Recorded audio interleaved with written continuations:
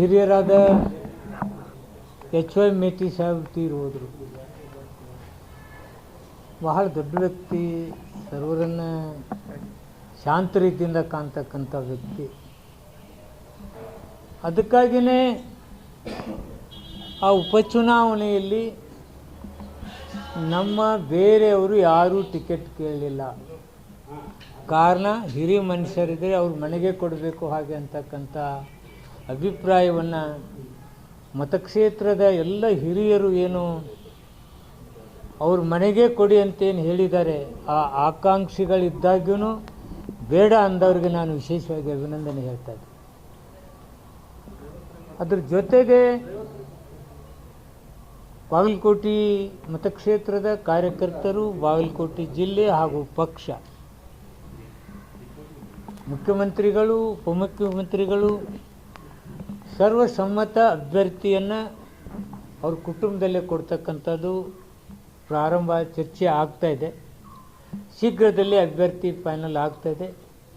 ನಮ್ಮ ಹಿರಿಯರು, ಕಾರ್ಯಕರ್ತರು ಎಲ್ಲರೂ ಹೇಳೋದು ಒಂದೇ, ಅವರು ಫ್ಯಾಮ್ಲಿಗೆ ಯಾರಿಗೇ ಕೊಡಲಿ ನಾವು ನಿತ್ಯ ಗೆಲ್ಲಿಸ್ತೇವೆ ಅಂತಕ್ಕಂಥ ಮಾತನ್ನು ಹೇಳ್ತಾರೆ. ಎಷ್ಟೋ ಜನ ಅಂದರೆ ನೋಡಿ ಸರ್ನಾಯಕರಂಥವರು, ಅದ್ರ ಜೊತೆಗೆ ಅವ್ರು ನೋಡಿ ಅವರು ಮಿನಿಸ್ಟ್ರ್ ಆದವರು, MP ಆದವರು, ಅವರು ಹೇಳಿದರು ಮೇಟಿ ಅವ್ರ ಮನೆಗೆ ಕೊಡಿ ಅಂತ. ಆದ್ದರಿಂದ ಯಾರಿಗೆ ಕೊಟ್ಟರು ನಾವು ಗೆಲ್ಲಿಸ್ತೇವೆ, ಗೆಲುವು ನಮ್ಮದೇ. ಕಾಂಗ್ರೆಸ್ ಪಕ್ಷ ಎಲ್ಲ ಒಗ್ಗಟ್ಟಾಗಿ ಫ್ಯಾಮಿಲಿಗೆ ಕೊಡಬೇಕು ಅನ್ನೋ ವಿಚಾರದಲ್ಲಿ ತಾವೆಲ್ಲ ಒಗ್ಗಟ್ಟಿದ್ರಿ ಸರ್.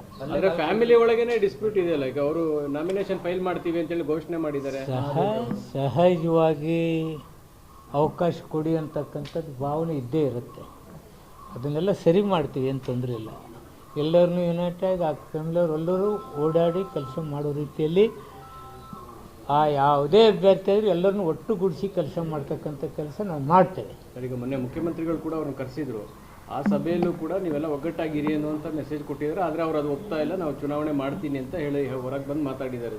ಮುಖ್ಯಮಂತ್ರಿಗಳ ಮಾತು ಮೀರಿ ನಡೀತಕ್ಕಂಥವ್ರು ಏನಿಲ್ಲ. ಅವರು ನನಗೆ ಭಾಳ ಕಾನ್ಫಿಡೆಂಟ್ ಇದೆ, ಎಲ್ಲರೂ ಒಗ್ಗಟ್ಟಾಗಿ ಯಾರಿಗೆ ಕೊಟ್ಟರು ಆ ಚುನಾವಣೆ ಗೆಲ್ಲಲಿಕ್ಕೆ ಏನು ಬೇಕೋ ಅದನ್ನು ಪ್ರಯತ್ನ ಮಾಡ್ತಾರೆ. ಎಲ್ಲವೂ ಮಾತಾಡಿದ್ದೀನಿ. ಅವ್ರು 4 ಜನ ಇದ್ದಾಗ ನಾನು ಇದ್ದೆ. ಫೋಟೋ ಮೊದಲೇ ಹೊಡೆದ್ರಿ, ನಾನು ಸ್ವಲ್ಪ ಲೇಟಾಗಿ ಹೋಗಿದ್ದೆ, ನಾನು ಫೋಟೋ ಎಲ್ಲಿ ಕಂಡಿಲ್ಲ. ನಾನು ಇದ್ದೀನಿ, ಸರಿ ಮಾಡ್ತಕ್ಕಂಥ ಕೆಲಸ 100ಕ್ಕೆ 100 ಮಾಡ್ತೀನಿ. ಥ್ಯಾಂಕ್ ಯು ಫ್ರೆಂಡ್ಸ್, ಎಲ್ಲರಿಗೂ ಯುಗಾದಿ ಹಬ್ಬದ ಶುಭಾಶಯಗಳು.